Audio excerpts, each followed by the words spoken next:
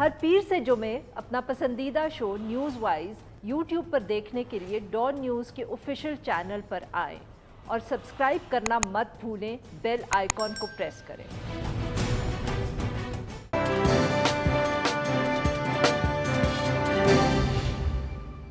Welcome to news wise, मैं हूं आरिफा नूर। आज प्रोग्राम में हम जिक्र करेंगे ऐवान के अंदर हुकूमत और अपोजिशन की जो वर्किंग रिलेशनशिप है, साथ में हुकूमत के लिए जो मुआशी महाज के ऊपर चैलेंजेस हैं और जो इंतखाबी इस्लाहात का एक एजेंडा है और अपोजिशन का इस पर क्या रद्द-ए-अमल हो सकता है। 3 रोज़ की भरपूर कशीदगी जो ऐवान के अंदर हमने देखी, उसके बाद अब पिछले 2 दिनों से अब बहुत एक स्मूथली प्रोसीडिंग्स हाउस की जो हैं वो चल रही हैं। गुज़िश्ता रोज़ अपोजिशन लीडर शहबाज शरीफ साहब ने अपनी बजट तकरीर जो थी वो आराम से मुकम्मल की और उसके बाद आज बारी थी पाकिस्तान पीपल्स पार्टी के चेयरपर्सन बिलावल भुट्टो ज़रदारी साहब की। उन्होंने भी अपनी तकरीर के अंदर जो हुकूमती पॉलिसीज़ हैं उनके ऊपर शदीद तनकीद की, बल्कि बजट के जो एदादो शुमार उनके मुताबिक सही नहीं थे उनका भी जिक्र किया।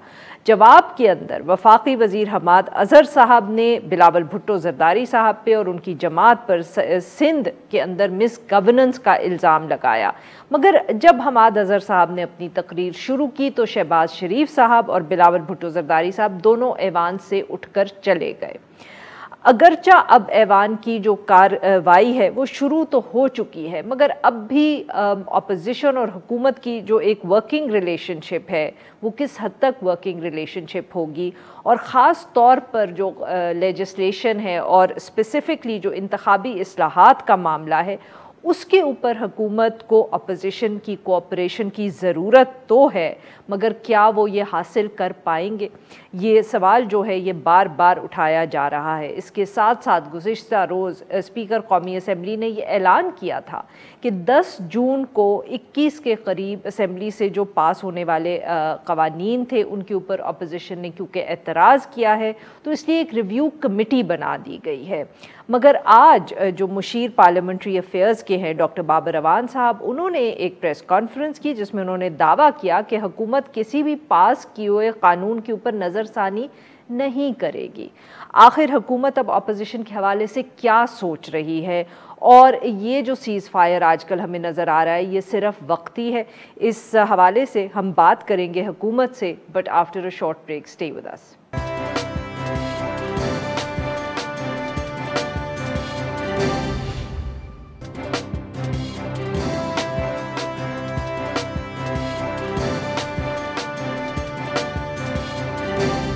ऑपोजिशन से भी बात की जाए तो कुछ समझ नहीं आता कि कितनी एक ठोस कमिटमेंट है दोनों तरफ से। तो हम ये मतलब कि बेसिकली फिर हम ये समझें कि आप लोग भी ये देखेंगे कि ऑपोजिशन का क्या बिहेवियर है और आपका रद्द-ए-अमल जो है वो उसके रिएक्शन में आएगा, और ऑपोजिशन भी यही कह रही है कि वो देखेंगे, स्पीकर साहब का रवैया देखेंगे, हुकूमत देखेंगे और वो भी फैसला करेंगे कि उन्होंने कितना शोर शराबा मचाना है। हम बिल्कुल हम चाहते हैं कि हाउस चले, हम चाहते हैं कि मिलजुल के लेजिस्लेशन की जाए। बहुत सारे इश्यूज हैं, हमारी इंतहाई कोशिश होगी कि फ़ाहम तफ़हीम से हम काम करें। हमारी ये भी कोशिश हो, क्योंकि हमारे देखें जब आप किसी चीज़ को एनालाइज करते हैं तो उसमें आप देखें कि किसका इंटरेस्ट सर्व हो रहा है। क्या हमारा इंटरेस्ट सर्व होता है हंगामे से? हमारा इंटरेस्ट हंगामे से सर्व नहीं होता, क्योंकि हम तो एक बड़ा अच्छा बजट वो तो हो गया ना, जिस दिन आप लोगों ने शोर डाला उससे आपका इंटरेस्ट तो सर्व हो गया कि आप you force the opposition to talk to you. नहीं, ये बात नहीं है। ऑपोजिशन ने जान के हालात ऐसे पैदा किए कि उसमें तमाशा हो, गड़बड़ हो, क्योंकि उनके पास कोई नैरेटिव नहीं है। अब इकॉनमी बेहतर हो रही है, इकॉनमी हैज टर्न्ड अराउंड, इंशाल्लाह ग्रोथ की तरफ जा रहे हैं। इस साल भी बियॉन्ड एक्सपेक्टेशन जो है ओवर 4% ग्रोथ हुई है, सारे इंडिकेटर्स पॉजिटिव हैं। तो उनके पास सवाए इसके कि वो हंगामा करें और कॉन्वर्सेशन को, और ये मीडिया के लिए किया जाता है ताकि मीडिया में कॉन्वर्सेशन जो है उसको शिफ्ट कर दिया जाए, और शिफ्ट कर दिया जाए from a fantastic economic performance, उससे शिफ्ट करके तो ये दिंगा मश्ती और इस चीज़ों पे कर दी जाए। तो इसीलिए वो गालियां भी दे रहे थे। वो उनका रोहेल असगर है, वो कहता है गाली देना तो पंजाब का कल्चर है। अब आप देख रहे हैं कि किस किस्म की ये बातें कर रहे हैं। गाली तो फिर आपके बेंचेस से भी तो सुनी ना, वीडियोस तो हमने देखी, आपके भी मेंबर्स ऐसे अराकीन थे जो गाली गलोच कर रहे थे। बिल्कुल उन्होंने किया, बिल्कुल किया, और उसको हम उसको बिल्कुल सराहते नहीं है, उसको बुरा भला भी कहते हैं। लेकिन मैं सिर्फ आपसे कह रहा हूँ कि अगर आपके सामने खड़ा होकर कोई नंगी गालियां दे रहा होगा तो वो प्रवोक जान के कर रहा है ना, उसकी कोशिश है कि प्रवोक करें ताकि ये जो बजट है और ये जो इकोनॉमिक परफॉर्मेंस है से जहन हटे और वो तमाशे की। अब देखिए मसलन जिस तरह बिलावल को क्या जरूरत थी ये कहने की कि गधों में इजाफा हुआ है, यानी कि जान के किया ना, ताकि एक ऐसा माहौल बने कि फिर जवाब सुनना पड़ा उसको। सो मकसद ये है कि अच्छा सर ये बताइएगा कि कुछ इतलात इस तरह के भी थी कि जब आप लोगों की गुज़िश्ता रोज पार्लियामेंट्री पार्टी हुई तो वहाँ अली अवान साहब और कुछ वुज़रा के दरमियान भी तल्ख कलामी हुई इसी हवाले से कि शायद ज़्यादा सख्त जुबान इस्तेमाल हो गई। नहीं, मज़ारी साहिबा का नाम आ रहा था। ये मैं आपको कह सकता हूँ कि हमारी पार्लियामेंट्री पार्टी में जो हमारे लोग थे वो बहुत मुश्तिल थे और वो बहुत गुस्से में थे, क्योंकि जिस तरीके से इन्होंने बदतमीजी की थी, जिस तरीके से प्राइम मिनिस्टर के पास खड़े होके उनको अजीब अजीब किस्म की चीज़ें कही गई, मतलब कि अनप्रेसिडेंटेड है। लेकिन मैंने आपको कहा है ना कि ये सारा मकसद जो था, क्योंकि हमारा देखें जब भी कोई वाक़या होता है जैसे मैंने पहले कहा, तो आपको देखना पड़ता है कि किसका क्या इंटरेस्ट है। इतने फैंटास्टिक बजट और फैंटास्टिक इकोनॉमिक परफॉर्मेंस के बाद क्या हमारा ये इंटरेस्ट है कि कॉन्वर्सेशन बजट से हटके और इकोनॉमी से हटके और वो लड़ाई मार कुटाई की तरफ चली जाए? इनका इंटरेस्ट खास तौर पर एक तबके का और कि जी कॉन्वर्सेशन को उससे इकोनॉमिक परफॉर्मेंस से हटा के लड़ाई की तरफ लिया जाए। तो उसमें फिर उन्होंने पूरी कोशिश की और कुछ कामयाब भी हुए।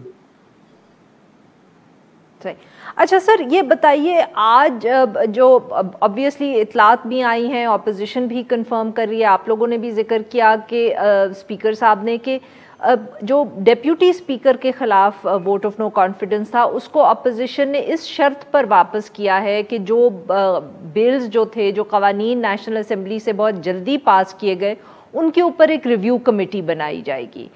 आज मगर बाबर अवान साहब ने एक प्रेस कॉन्फ्रेंस की और उसमें उन्होंने कुछ इस किस्म की बात की कि जो कवानीन पास हो गए हैं उनके ऊपर रिव्यू की कोई गुंजाइश नहीं है। सर अब ये ज़रा हमें समझाएं कि एग्जैक्टली क्या बातचीत हुई अपोजिशन के साथ, क्योंकि उन्होंने जो वो वोट ऑफ नो कॉन्फिडेंस था डेप्यूटी के खिलाफ वो तो वापस ले लिया है। देखिए ना, वो वापस उन्होंने इसलिए लिया कि उनको नंबर्स, ये जो सिलसिला है ना वोटिंग का, vote of no confidence deputy speaker का और स्पीकर का, उसके अंदर नंबर्स जो हैं वो दूसरी पार्टी को शो करने पड़ते हैं, एक मेजॉरिटी शो करनी पड़ी। उनको पता था कि नहीं मेजॉरिटी, मैंने तो एक दिन पहले प्रेडिक्ट कर दिया था कि ये डिप्टी स्पीकर के खिलाफ विड्रॉ कर जाएंगे। ऐसी कोई शर्त नहीं थी कि जिसकी वजह से उन्होंने विड्रॉ किया, ये मैं आपको बता दूं। सो अब सूरत हाल ये है कि जो लेजिस्लेशन पास हुई है वो एक लॉफुल लेजिस्लेशन है और उसके अंदर मेजॉरिटी, इनफैक्ट ओवरवेलमिंग मेजॉरिटी ऐसी है जो कंसेंसस से हुई है। मिसाल के तौर पे मेरी मिनिस्ट्री की 4 लेजिस्लेटिव चीज़ें थी और वो हमारी जो स्टैंडिंग कमेटी में सारी पार्टियों ने अप्रूव की, बल्कि हमारे स्टैंडिंग कमेटी के जो चेयरमैन हैं वो नून लीग के हैं और उन्होंने उसको अप्रूव किया। सो ये जो प्रोसेस है ना पार्लियामेंट का, उसके अंदर सारी चीज़ें पहले कमेटीज में थ्रैश हो जाती हैं। कुछ चीज़ें ऐसी हैं जिन पर डिसएग्रीमेंट है, मेरा ख्याल है कि अगर बात आगे बढ़ती है तो उनको देखा जा सकता है। लेकिन मैं आपको बताऊं, लेजिस्लेशन वंस डन, ये तो लेजिस्लेटिव पार्लियामेंट का एक काम हो गया है। लेकिन स्पीकर साहब कहेंगे तो ज़रूर हम उसको, उनकी बात को बहुत ज़्यादा कदर से देखते हैं, तो ज़रूर देखेंगे फिर हम। नहीं तो सर फिर एक बात कहे ना, आप ये भी कह रहे हैं कि लेजिस्लेशन को नहीं देखा जा सकता, फिर आप कह रहे हैं कि उनकी अगर कोई शिकायत हुई तो हम दूर करने की भी कोशिश करेंगे। स्पीकर साहब ने भी अगर कोई बात की है तो it has to be, sir कुछ तो डेफिनेट बात होगी ना, ये तो आपने सब कुछ ही कह दिया। देखिए बात ये है कि मैंने आपको बताया ना कि अगर 40 पीसेस ऑफ लेजिस्लेशन हुए हैं तो 37 तो ऐसे हैं जिन पे कंसेंसस है, जो जिस पे कंसेंसस नहीं है वो बेसिकली वो वाला है जो इलेक्टोरल रिफॉर्म। तो स्पीकर साहब की बात की हम स्पीकर साहब की बात की हम कदर करते हैं। अगर उन्होंने कहा कि ये इलेक्टोरल रिफॉर्म के बिल को दोबारा देखा जाए तो पार्टी उसको कंसिडर करेगी, क्योंकि उनकी इज्जत और कदर है। लेकिन वैसे मैं आपको बताऊं कि जो लेजिस्लेशन एक दफा पास होती है, दैट्स अ डन डील। आज तक पाकिस्तान की तारीख में ऐसे नहीं हुआ कि एक लेजिस्लेशन पास होगी तो अब बाकी ऑपोजिशन के पास मेजोरिटी है सेनेट में, वो अपोज करें जाके, क्योंकि लेजिस्लेशन तो अब सेनेट में गई है।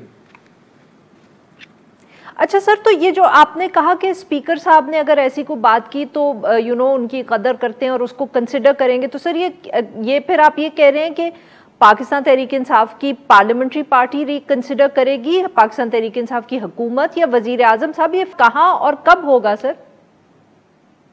नेचुरली लीडरशिप करेगी ना, ये फैसले ऐसे थोड़ी होते हैं, लीडरशिप ही करेगी। और जैसे मैंने कहा कि आज तक पाकिस्तान की तारीख में पहले हुआ नहीं है। अगर स्पीकर साहब कहते हैं तो मेरा ख्याल है क्योंकि उनकी इज्जत कदर बहुत है तो वो पार्टी कंसिडर करेगी।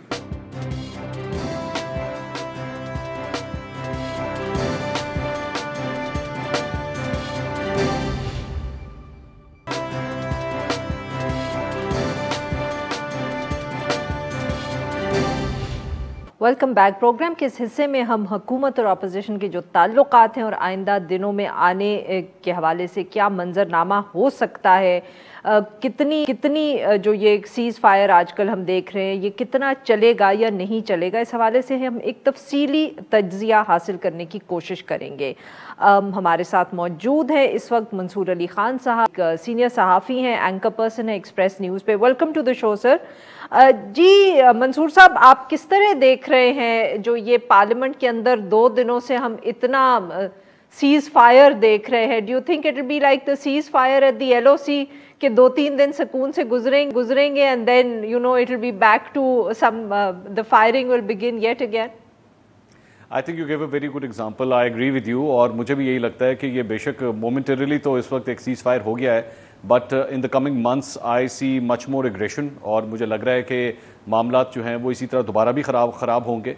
एंड उसकी बहुत बड़ी वजह यह है कि एक तो शहबाज शरीफ साहब जो हैं वो अपने आप को इस्टेब्लिश भी करना चाह रहे थे कि जी मेरे ऊपर ये जो बार बार इल्ज़ाम लगता है कि बहुत सॉफ्ट हैं और मफामत की बात करते हैं, so I need to make my mark also. तो शहबाज शरीफ साहब ने भी एक अच्छी परफॉर्मेंस इस मरतबा उनके रैंक्स ने दिखा दी। जहाँ तक हुकूमत का ताल्लुक है, आई एम क्वाइट सरप्राइज कि 2-3 दिन की ये जो एग्रेशन थी और जो कुछ भी हमने हाउस के अंदर देखा, अल्टीमेटली आप वापस अपने अपने रैंक्स पे जाके चले गए। शहबाज शरीफ साहब की तकरीर रोकना मकसद था, वो नहीं हो सका, ultimately he did complete his speech.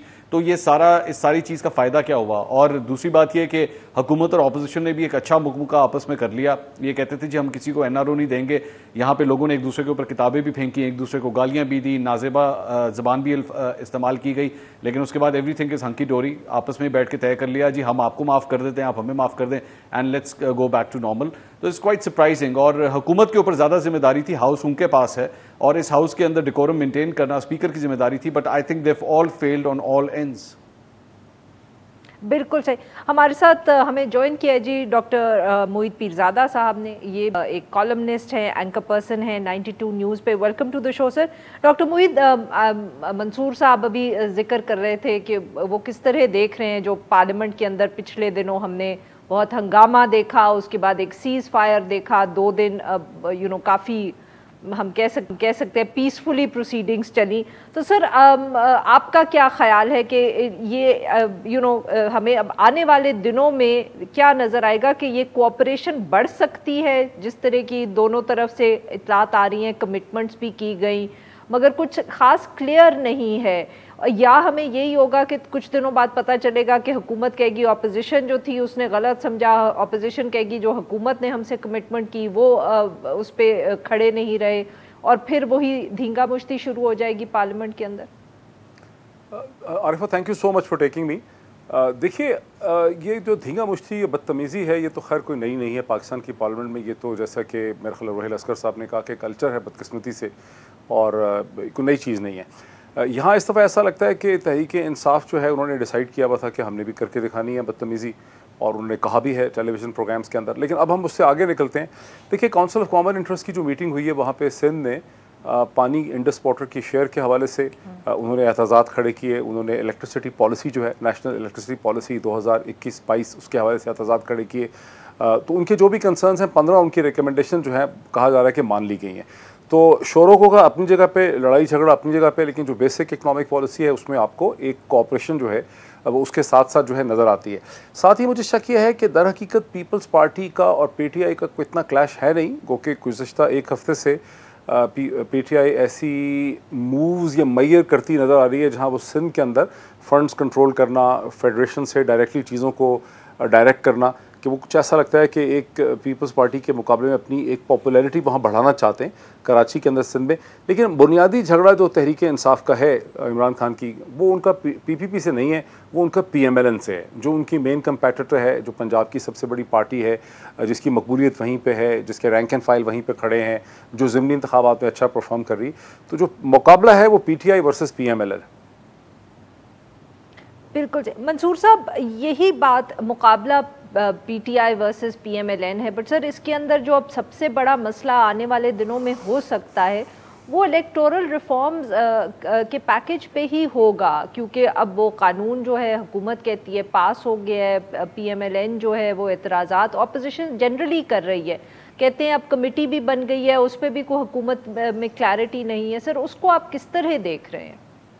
देखिए, मेरे ख्याल में बहुत इंपॉर्टेंट है ये कि 2023 के अंदर if we are looking at elections in 2023, तो ये बहुत इंपॉर्टेंट है कि हुकूमत और अपोजिशन जो है वो इस मामले पे एक पेज के ऊपर हों, बिकॉज उन्होंने रूल सेट करने हैं कि अगले इलेक्शंस जो हैं वो लड़े किस तरह जाएंगे। अगर आप पिछले दो इलेक्शंस कम से कम उठा के देख लें, 2013 के, 2018 के, दे वर ऑल कंट्रोवर्शियल। अपोजिशन उसको मानती नहीं थी, पहले पाकिस्तान तहरीक इंसाफ नहीं मानती थी, अब नून लीग इसको नहीं मानती।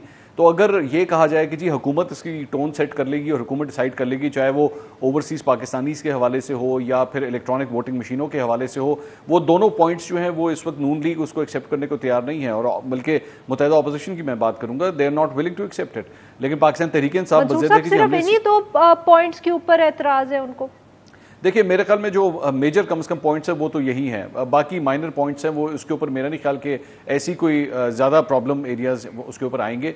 लेकिन जो मेजर कम से कम मैं देख रहा हूँ, और ख़ास तौर पे मैं अभी से आपको बता रहा हूँ, ख़ास तौर पे ये जो 2 पॉइंट्स हैं, इसमें सिर्फ और सिर्फ ये सियासी जमातें नहीं, मेरी इतला के मुताबिक जो मुझे ज़राए से खबर मिली है वो ये है कि election commission of Pakistan is also not very comfortable with both these points. और इसीलिए आज बाबर अवान साहब ने जो है वो एक प्रेस कॉन्फ्रेंस भी की और उसमें उन्होंने कहा जी इदारे डिक्टेट करने की कोशिश मत करें, ये बताने की कोशिश मत करें। लेकिन हमें जो ज़राए से खबर मिली है वो ये है कि इलेक्शन कमीशन ऑफ पाकिस्तान के सिवियर रिजर्वेशंस हैं इलेक्ट्रॉनिक वोटिंग मशीन से, और इसके साथ साथ बैरून मुल्क जो पाकिस्तानी उनको जो आप वोटिंग राइट्स दे रहे हैं उन दोनों से वो ज़्यादा कंफर्टेबल नहीं है। मोहित साहब, आप का क्या ख्याल है कि ये बोन ऑफ कंटेंशन तो होगी, ज़रूर होगी, एक मेजर रहेगी, पर सर इतना क्या हुकूमत जो है पाकिस्तान तहरीक इंसाफ की हुकूमत, क्या वो या तो कंसेंसस क्रिएट करेंगे या वो कुछ ना कुछ कंसीड करेंगे आपके ख्याल में अपोजिशन को इन्हीं 2 पॉइंट्स पे? आरिफा, पहली बात है कि जाहिर है कि अपोजिशन का पीएमएलएन का खास करके बहुत ही स्ट्रॉन्ग मौक़िफ़ है इलेक्ट्रॉनिक वोटिंग मशीन के ख़िलाफ़, और उनका मौक़िफ़ है ओवरसीज़ वोटिंग के ख़िलाफ़। अब प्रॉब्लम यह है कि पीएमएलएन खुल के कह नहीं सकती कि हम ओवरसीज़ पाकिस्तानी को वोट देने के ख़िलाफ़ हैं, तो उनको तकनीकी उसके जो हैं आर्गूमेंट्स निकालने पड़ रहे हैं, क्योंकि असल में तो उनको खौफ ये है कि जो ओवरसीज़ पाकिस्तानी 8-9 मिलियन वोट बताया जाता है उसमें से बहुत बड़ी तादाद जो है वो उन्हें वोट नहीं देगी, और वहाँ पर तहरीक इंसाफ का असर रसूख जो है, ये सिंपथी जो है वो ज़्यादा पाई जाती है, तो वो उस पर टेक्निकल या लीगल ऑब्जेक्शंस लेकर आएंगे। इसी तरह इलेक्ट्रॉनिक वोटिंग मशीन्स जो हैं उसकी डेमोन्स्ट्रेशंस जब करवाई जा रही हैं वो तो टेक्निकली तो बड़ा वो सेफ़ है, क्योंकि उसका पेपर रिकॉर्ड भी एग्जिस्ट करेगा और उसका डिजिटल रिकॉर्ड भी एग्जिस्ट करेगा। तो जैसा आपने कहा कि कंसेशन भी करनी पड़ेगी, कंसीड करना पड़ेगा, ज़ाहिर है जब तक पीएमएलएन और पीपीपी उसको एग्री नहीं करेंगे उतनी देर तक इसको अकेले तनतनहा तो तहरीक इंसाफ करवा नहीं सकती। तो कुछ कंसेशंस होंगी, कुछ गिव एंड टेक होगा, डेमोन्स्ट्रेशंस होंगी, मीडिया नैरेटिव शेप होगा। मुझे लगता है किसी न किसी फॉर्म में, अनलेस कि कोई ऐसी चीज़ हो गई जिसे मैं इस वक्त नहीं समझ सकता, इलेक्ट्रॉनिक वोटिंग मशीन्स भी चल जाएंगी और शायद ओवरसीज़ वोट भी मिल जाए 2023 के इलेक्शंस में।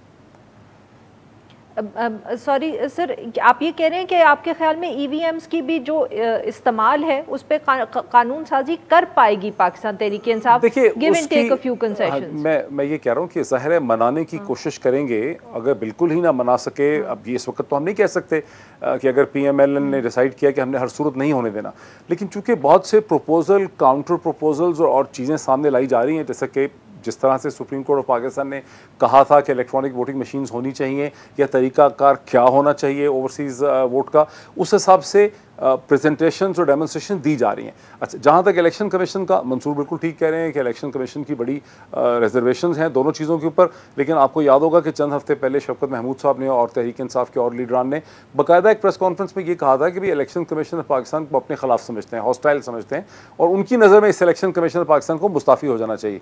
तो उन्होंने ये चीज़ रखी हुई इसलिए है कि वो चाहते हैं कि लोगों को याद रहे कि वो इलेक्शन कमीशन ऑफ पाकिस्तान को एक मतनाज़े इंस्टीट्यूशन की हैसियत से देखते हैं, वो उसको कोई एक बहुत इंटेग्रिटी पे यकीन नहीं उनको इलेक्शन कमीशन ऑफ पाकिस्तान की।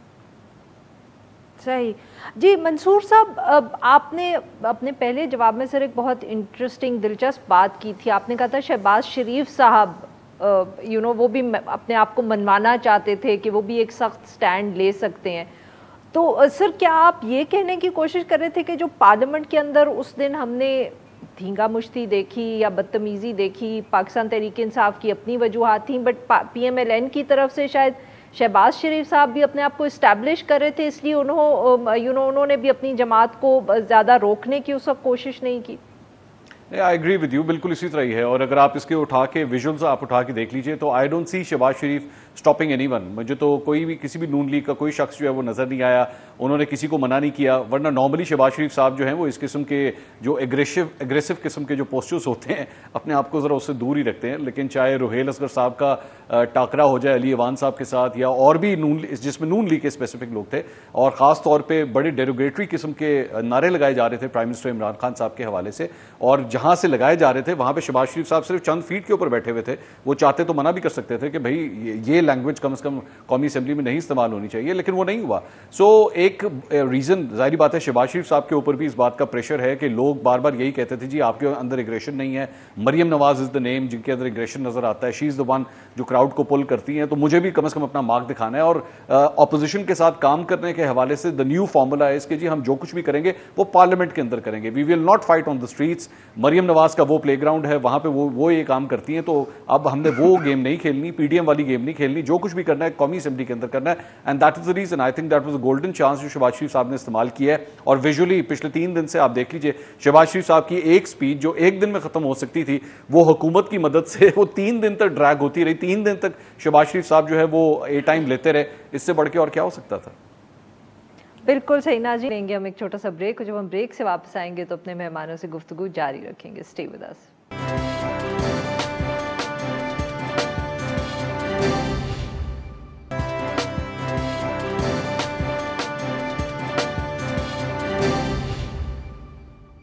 वेलकम बैक नाज़रीन। हम गुफ्तगू करें डॉक्टर मोईद पीरज़ादा साहब से और मंसूर अली ख़ान साहब से, और हम बात कर रहे हैं जो सारी ओवरऑल पॉलिटिकल सिचुएशन है और ख़ास तौर पे जो हुकूमत और अपोजिशन के ताल्लुकात हैं।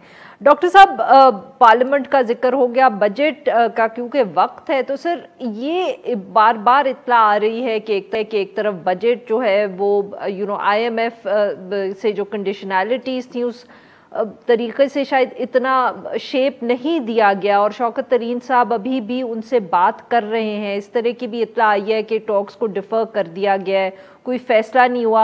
ये पाकिस्तान तहरीक इंसाफ की हुकूमत के लिए कितना बड़ा मसला बन सकता है?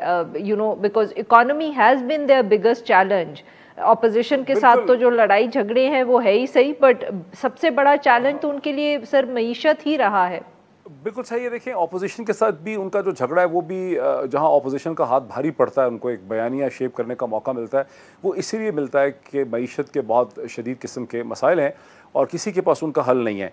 तो इस वक्त जो बजट हुकूमत ने पेश किया है बहुत एम्बिशियस किस्म का, और जिसके अंदर एक उनकी असम्पशन ये है कि हमें IMF से एक हल्का हाथ मिल जाएगा, कुछ बेहतर हमें कंसेशंस मिल जाएंगी, ये उनकी एक बेसिक असम्पशन है। और ये खासा एक रिस्की किस्म का पाथ है जिस पे वो चल रहे हैं। IMF का जो रिव्यू है, और ये भी आपने बारहा सुना, एक से ज़्यादा दफ़ा शौकत तरीन साहब ये कह चुके हैं बहुत ज़ोर दे के गुज़िश्ता चंद हफ्तों में कि IMF को क्विट करने का अभी वक्त नहीं आया है और IMF के प्रोग्राम में हमें रहना है। क्योंकि लोग ये कहते हैं कि शायद हुकूमत जो है वो कमर बस्ता है कि अगर अगर IMF ने ज़्यादा जोर दिया तो हुकूमत IMF के प्रोग्राम से निकल भी सकती है।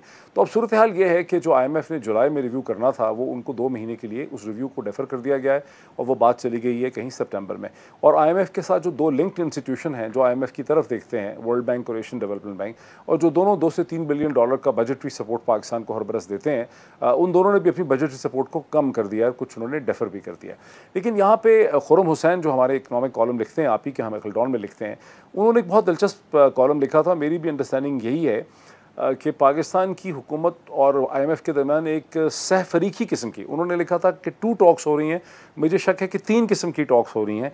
एक वो टॉक्स है जो पाकिस्तान का फॉरेन ऑफिस और GHQ जो हैं वो अमेरिकन मिलिट्री इस्टेब्लिशमेंट के साथ कर रहे हैं और अमेरिकन स्टेट डिपार्टमेंट के साथ कर रहे हैं अफगानिस्तान के हवाले से कि हम आपके लिए क्या कर सकते हैं और आप in return quid pro quo में हमारे लिए क्या करेंगे। अमरीकियों को बेसिस चाहिए थे, उन्होंने कहा बेसिस आपको नहीं दे सकते, पॉलिटिकली हमारे लिए बड़े प्रॉब्लमाटिक हैं, लेकिन हम आपके लिए सर्वेलेंस कर सकते हैं। हम आपको गालिबन ओवर जो कॉरिडोर है एयर कॉरिडोर का, अगर वो दोहा को यूज़ करते हैं, उनके बेसिस हैं ओमान में और कतर में, तो हम आपको एयर कॉरिडोर दे सकते हैं सर्वेलेंस के लिए। अमेरिकन ये कह रहे हैं कि हमें तालिबान के ख़िलाफ़ नहीं चाहिए ये ड्रोन सर्वेलेंस, हमें चाहिए अलकायदा और दाइश के ख़िलाफ़। तो वहाँ पर एक नेगोशिएशन चल रही है। दूसरी नेगोशिएशन है जो अमेरिका के वजारत दिफा और ख़ारजा की IMF के साथ चल रही बिहाइंड द सीन, जिसके बारे में कोई जिक्र नहीं कर रहा, क्योंकि ज़ाहिर है कि अमेरिकी वजारत दिफा और अमेरिकन जो फॉरेन ऑफिस है, स्टेट डिपार्टमेंट जिसको कहते हैं, वो जब तक IMF को एक नोड नहीं देंगे कि भाई आप कर लें कुछ, पाकिस्तान पे थोड़ी सी मेहरबानी करें क्योंकि पाकिस्तान हम पे सॉफ्ट है, तो वहाँ से इनको कंसेशन मिलेगी। इसीलिए, और तीसरी फिर वो है विजिबल किस्म की जो शौकत तरीन साहब जो हैं वो IMF के साथ कर रहे हैं। इसीलिए आप देख रहे हैं कि अब IMF, world bank, Asian development bank देख रहे हैं कि आगे पाकिस्तान और अमेरिका के दरमियान में क्या होगा। बाकी कहने को IMF की पोजीशन हमेशा बड़ी प्रोफेशनल होती है, लेकिन जितना भी सीरियस लिटरेचर एग्जिस्ट करता है बैनुल-अक़वामी मालियाती ढांचे के हवाले से, हमें बताता है कि जियो स्ट्रेटजी डोमिनेट करती। बिल्कुल सही।